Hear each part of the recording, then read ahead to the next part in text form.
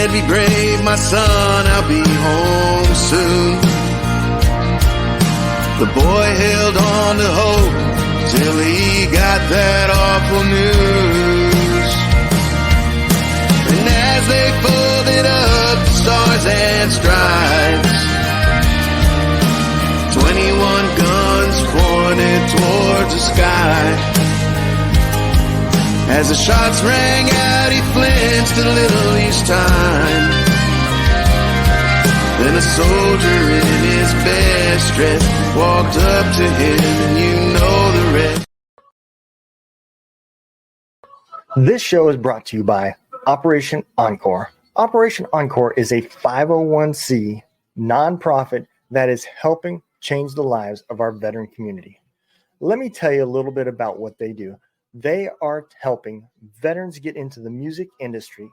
They're helping them learn the business, get songs recorded, and not only that, making dreams happen. You know, most of these veterans have got the idea of becoming a musician way before they went into the military. And Operation Encore is filling that gap from while they served in the military and helping them change their lives and live out those dreams.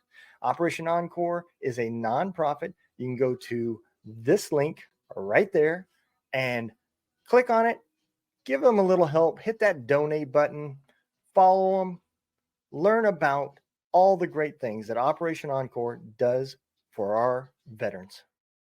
Hey, welcome everybody. Another episode to Spirits and Stories with Donald Dunn.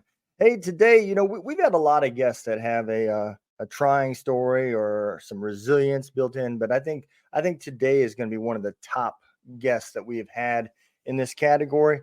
So I want to introduce Ryan Gray. He attended the University of North Carolina, Asheville to study literature and graduated in 2016. He is currently pursuing a career in behavioral health as a peer support specialist. He is self-supporting financially and otherwise, despite severe schizophrenia, depression, ADHD, and anxiety. Ryan has been unusually close to his family ever since he got clean 15 years ago. He credits his recovery to the encouragement of many people along the way, including nurses, social workers, counselors, and doctors, sponsors, and fellow AA members. Let's bring on Ryan Gray. How's it going, man? Thank you for having me. How are you doing?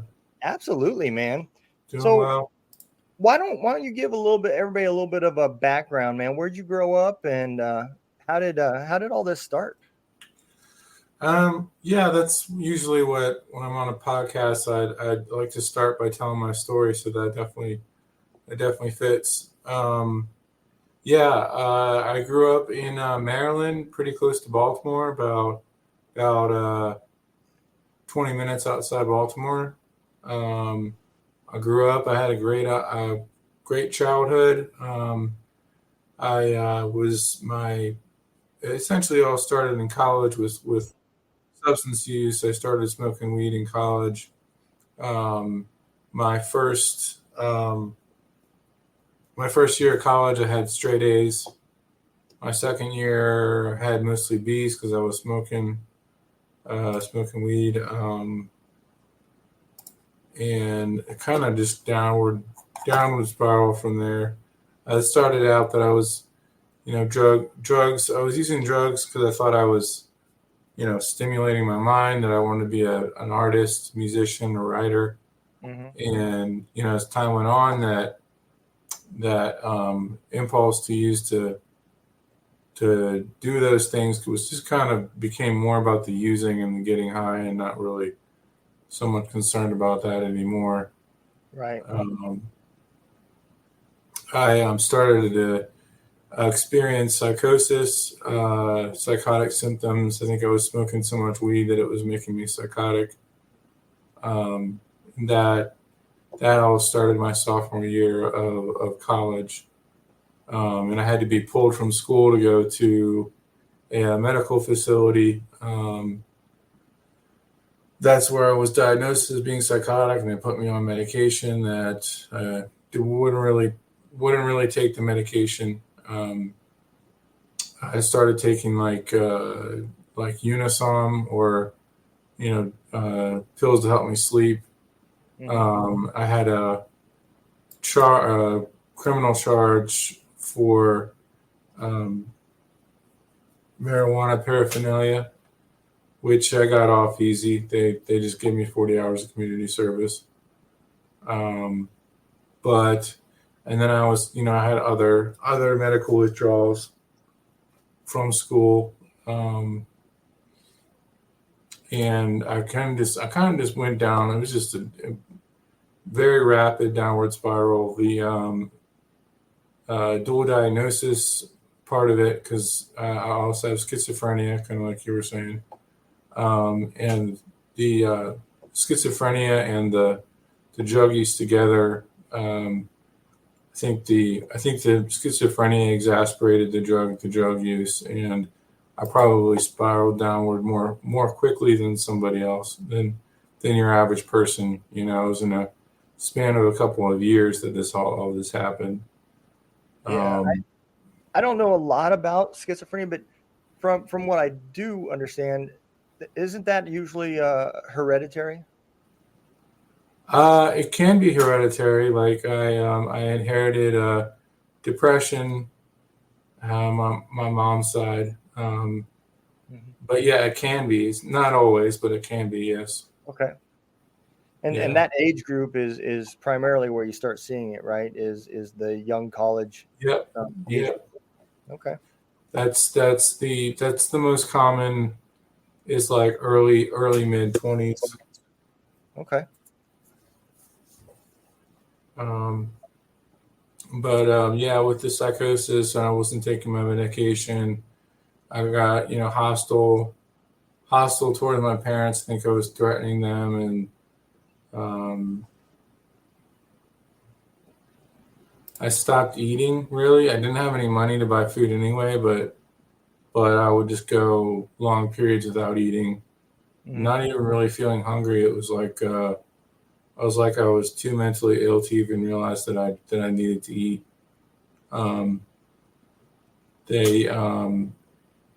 My parents, at first they tried to help me by paying my tuition and helping me pay my rent, on the condition that I get help, I get treatment, and I pulled my grades up, which did not happen. I continued to spiral downward. I think being in college, going through stuff like that all at the same time, man, that's kind of mission impossible, Yeah. Like I would have friends that, I'd tell my friends, don't, I'm trying to cool it. I'm trying not to smoke weed for a while, like don't do it around me. Do it somebody else. And of course they'd just do it in the same room, and they would offer it to me, and didn't really matter what I said. I was going to get, somebody was going to offer to have me smoke with them. Yeah. And so you said that the psychosis was coming from the weed smoking? That's, I believe so. Yeah, well, that's a question that's always been hard to answer. I think that the mental illness, I think, preceded the drug use. Yeah.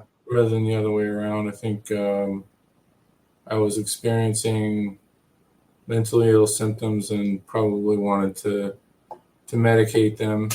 Yep. Escape. Yeah, I think so too. You see some similarities to this on the veteran side as well. You said one thing that is extremely common, that you didn't want to take your meds, that you stopped taking. And I think every soldier that has been treated for mental health goes through that same thing. I personally have gone through that same thing where I said, you know what, I'm better. I don't need these meds. Screw it. I'm done taking them. And I just slowly spiraled right back down to where I came from. And so I think that's just a common symptom of mental illness to begin with. The meds do put you in an altered state, which doesn't feel normal to you. And so I think it's only natural that you try to push away from that stuff, and that makes it that much harder. Yeah, that comes up a lot because I think, at least in my experience, there's probably more mentally ill people not taking their meds than people taking their meds. Absolutely. And that's just so important. And I think what makes it hard is that on some level when we take our meds, it's like we're admitting that we need them. And you Yep. don't want to like, you know, take a step back from your life and acknowledge that you're mentally ill and that you acknowledge that there's medication you need to take. It's much easier just to kind of say, oh, well, I don't need that. And I'm just going to go back and I'm going to do my normal life stuff. And I think it's like a psychological thing where, yeah, it's like, that's what it was like for me. It was like, I had to admit that I needed it or I wouldn't want to take it. Absolutely. And so you obviously had a degree in literature, and have you started writing a book as well? Yeah, I have. I was going to read an excerpt from it. Absolutely. I can read it now. If you want. Yeah, go for it.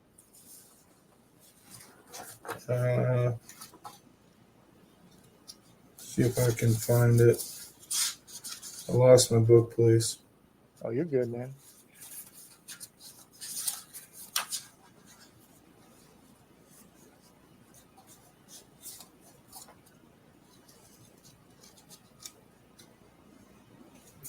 Okay. I'm going to read two of these passages. Okay.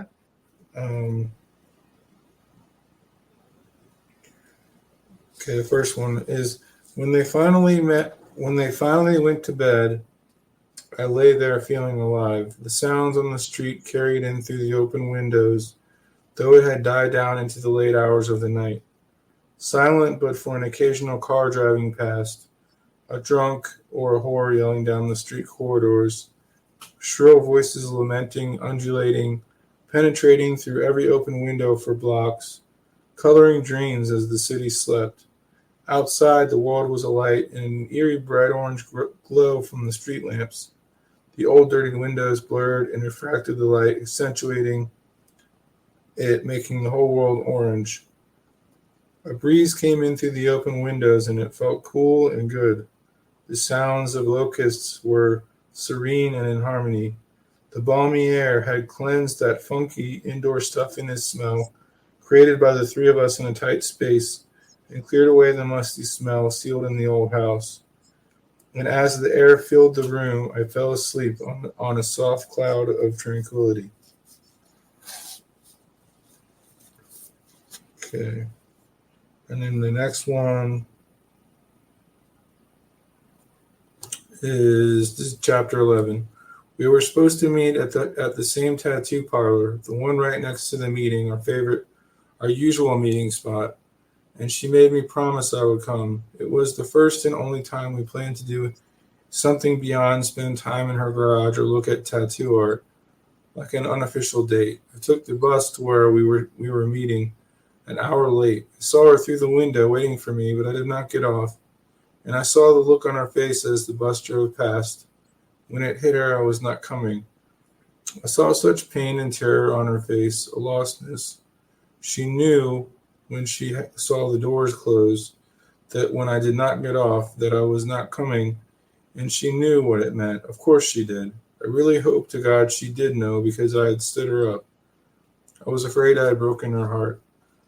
I saw Lenore's face as I hid mine. It was a face of utter dejection, of heartbreak indescribable I knew I had caused, a face of loss, like the faces of denizens after a town had been burned to the ground or swallowed up in a tidal wave, catastrophes carrying away all, even the ash and smoke of memories.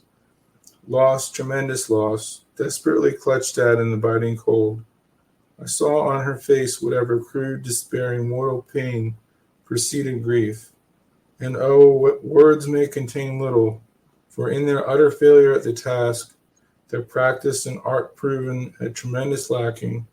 The work is not even enough to betray a semblance of what I saw. Her face, pale and flushed, was a beautiful but morose medley, an ode about an ocean with its bottom carved out by a dull rusted blade. Her eyes were downcast, tethered by the immense, implicable weight of sorrow. Woman, oh woman. So where did the idea for this book came from? Can you share that? Oh yeah, sure. Yeah,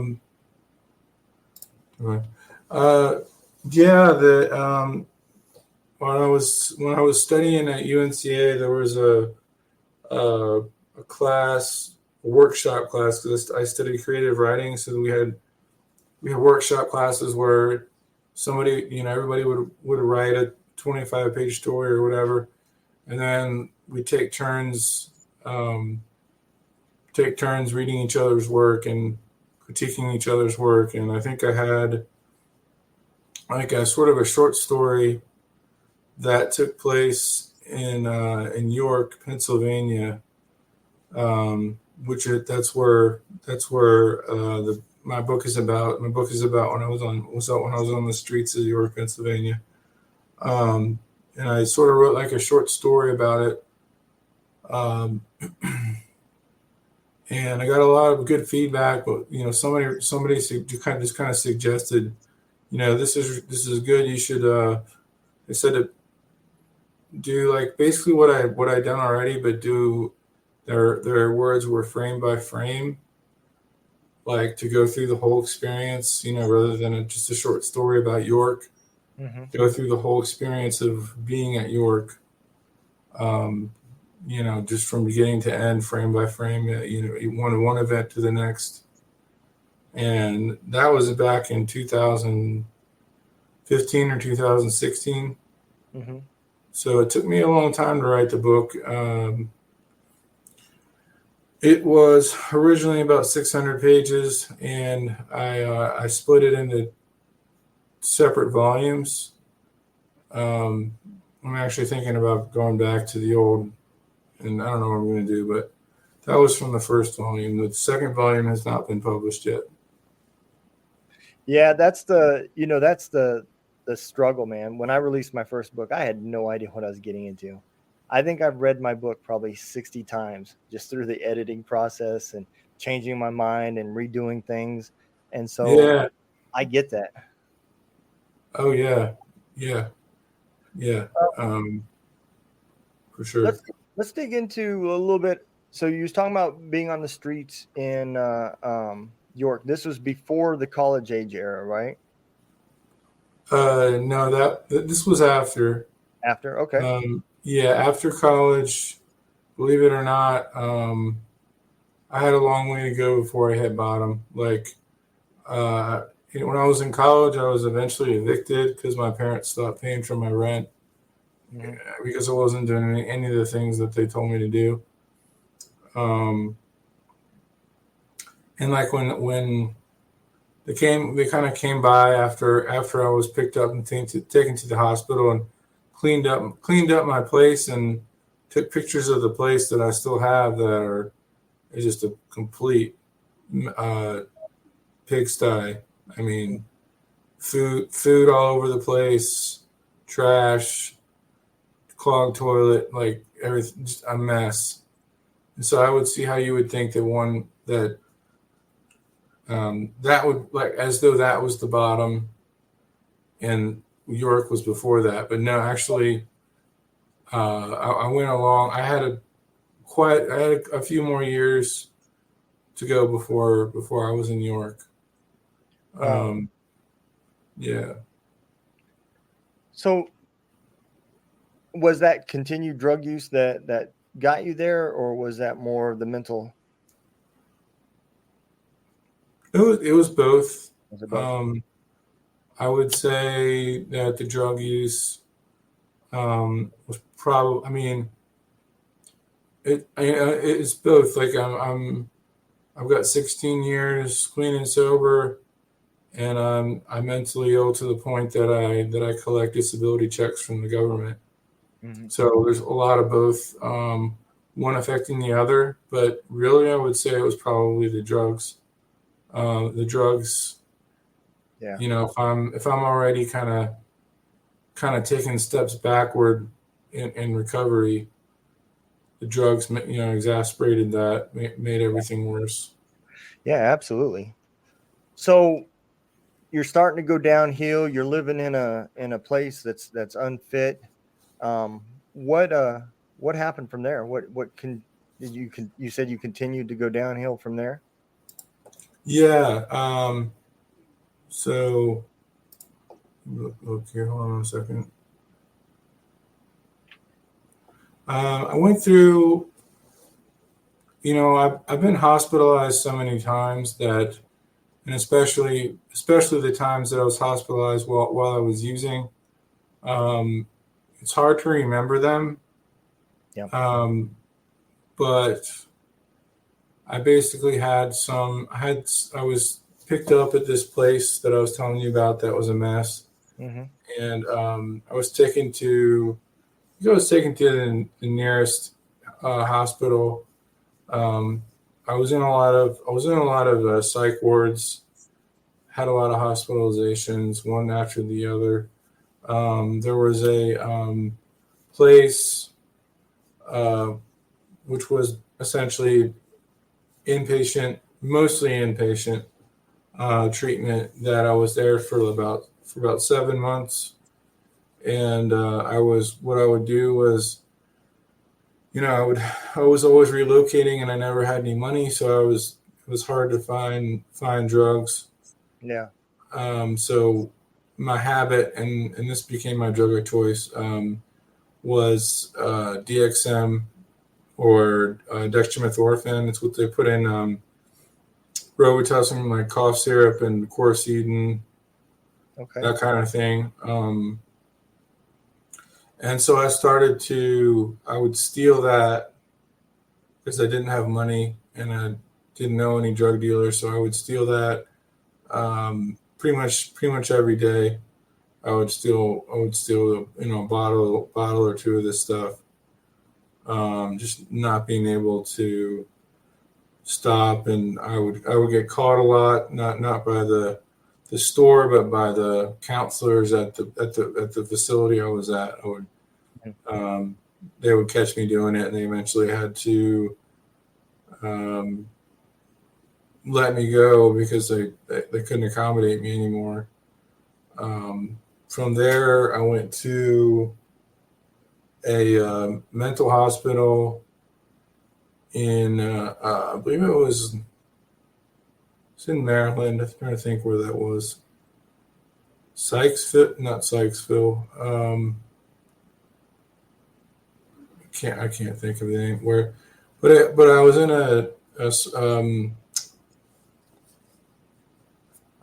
a mental hospital for about, and that was when you think of like a mental hospital, that was locked down, 4 sets of locked doors to get out, like a jail almost. It's almost like a jail for mentally ill people. Yeah. And the idea of that was my parents put me in there because it was kind of another desperate attempt to get me to stay off drugs. They figured, oh well, if he's locked in a mental ward, then how is he going to get drugs? Right.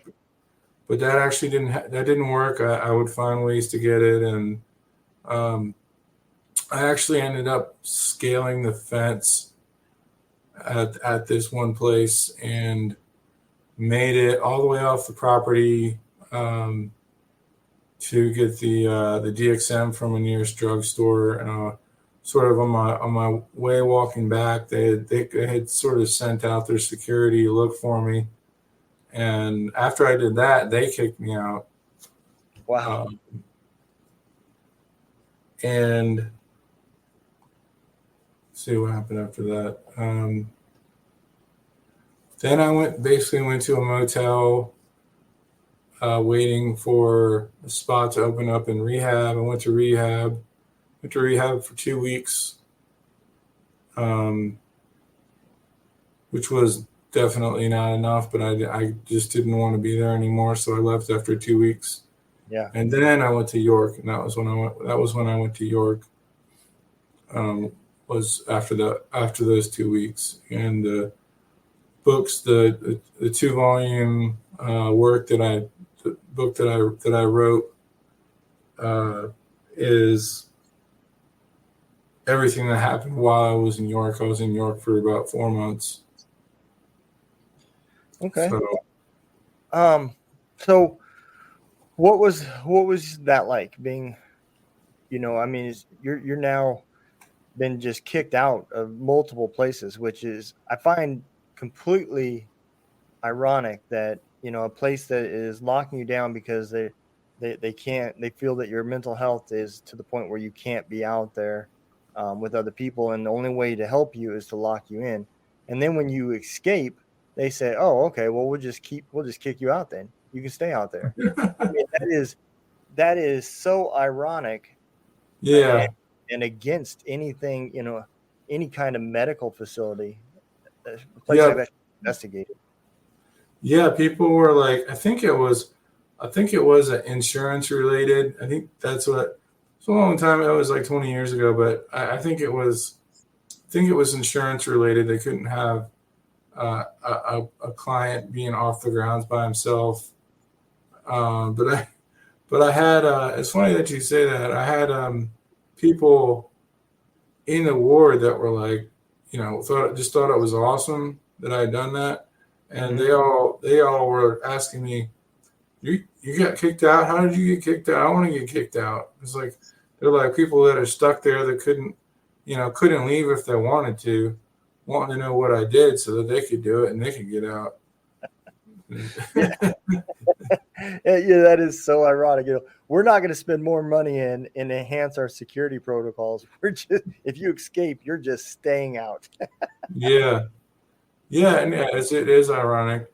It's also ironic that I was in a lot of halfway houses when I was in New York. I think I was in like 3 different owners, so four or 5 different halfway houses. And I was kicked out of all of them because I kept having negative bad drug tests that they drug, because the DXM, the dextromethorphan, it actually will show up as PCP. I think it's PCP and opiates. Mm-hmm. I think that's right. So yeah, and then I would use, and then I would get basically get kicked out. Yeah, and Um, I get that with the halfway houses. It makes sense there because, that's your integration back, and they start introducing rules and responsibilities and stuff at that step. mhm. So I do get that, but the hospitals, man, that's just ridiculous. Oh yeah, man, they had some sketchy practices there. I'm not gonna say which hospital it was, but first thing I noticed when I got there was there's this room that's like set apart from all the other rooms, and Mm-hmm. above the room there's a vent, and next to the vent it says gas, and like I'm like looking in the room, and the room's got, it's a padded room with straps and cameras, and I'm like looking at this sign that says gas, like they're gonna like put someone in there and gas them, and I concluded that the gas sign was obsolete, and then just nobody bothered to take it down, but that place was sketchy. I mean, they'd take like, you would think that they would only restrain someone if they were violent or Right. dangerous or threatening, but they would, people would have, like basically like a meltdown and just start shouting and climbing up the walls and stuff, and they would give them a shot of Thorazine and carry them off, kicking and screaming, to this padded room where they would leave them in there until they were they would calm down and they'd come out, and then they would do it again, and they would get hit with the Thorazine again, and take him to the room. Like it's like if you acted up or like spoke your mind, or it was like they had the right to put you in this room. Yeah, that is insane, man. So I don't want to give away too much out of the book, but I do want to dig a little bit more into your. Can you kind of describe, without giving away the book, but what was it that started the turnaround point? So when I said I was in a lot of halfway houses, I was essentially in a word, I was a people pleasing. My parents wanted me to get help, to the point of talking to me twice a week about it. And so I was in a lot of halfway houses at York with no real interest to getting clean. I was just doing it because other people wanted me to do it. Yep. But so I was in and out of halfway houses. I was in and out of the shelter. I had a few houses with friends that would let me stay there, on their couch or in their basement. And essentially, I was using DXM every single day. I was drinking. I was smoking weed. I was doing other drugs like Oxycontin, and it kind of just the whole thing was just going downhill. And like the friends that I was staying with, they were letting me stay in their basement. They were also addicts, and I don't think anybody was working at the time, so they were facing eviction. And at that point, I've said before, it's no longer really about making a choice when your choices are as bad as they are, because I was facing either full-blown homelessness or I could try to go to rehab. My mom and my brother wanted to drive up from Baltimore to take me to rehab. So at that point, I was just kind of just submitted, Yeah. that there's not really much of a choice. I don't want to be completely homeless and be on the street all the time, any more than I already was. Yep. No, absolutely. I get that. And then so now, we fast forward from that and your turnaround. You are now looking to become a behavioral specialist, correct? Yeah. Well, the last job that I had, I was a peer support specialist. Mm-hmm. And the job before that, I was a behavioral health tech. Okay. Behavioral health tech is, you just kind of have general duties, doing head counts, doing searches, doing urinalysis. I got to where I was running my own groups. Half the time it's just head counts, because they wanted us to do 40 to 60 people head counts for every 15 minutes. Wow. So a lot of the time it was just that, it's just basic caretaking. Make sure everybody's not doing anything crazy. Make sure people don't try to walk off. Peer support is someone who struggles with mental illness and or substance abuse, and a peer support specialist is somebody who kind of draws on their own experiences to try to help somebody with mental health and substance abuse problems. Okay. And I'm assuming all that stemmed from trying to, you know, get some goodness to come out of your story, you know. So you're now witnessing Right. people that were walking down paths that you walked down, and if anybody could relate to it, I'm sure you could relate to their stories and the things they were saying, and Oh, sure. you're like, man, I remember saying that same thing. I know which road you're going down, you know.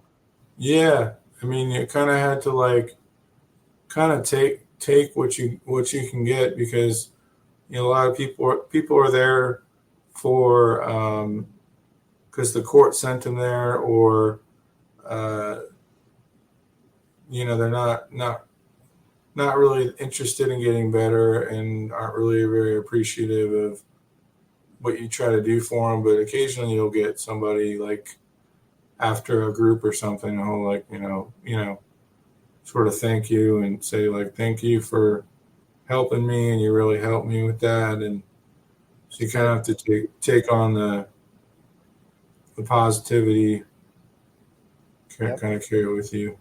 absolutely, man.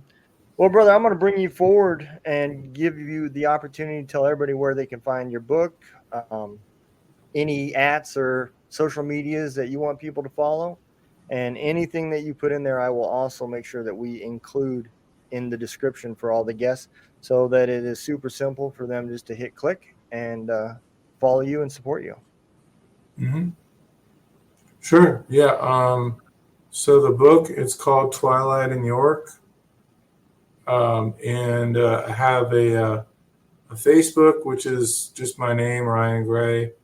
If you get on Amazon and search for Twilight in York, it'll come up. Also, I have a web page, which is twilightinyork.com. So any of those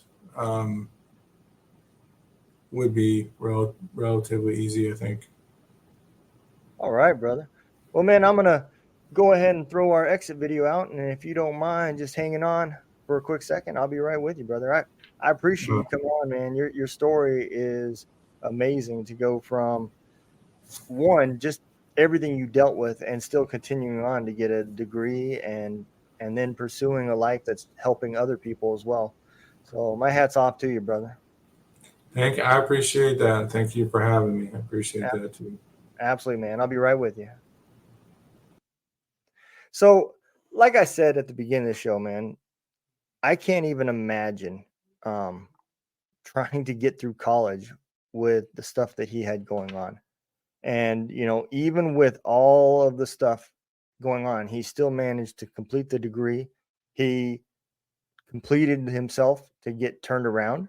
Um, Regardless of how those reasons came about, he showed 16 years of sobriety shows that, you know, he was ready, whether he realized it or not. You know, those changes and those choices was made because he was ready to get that help.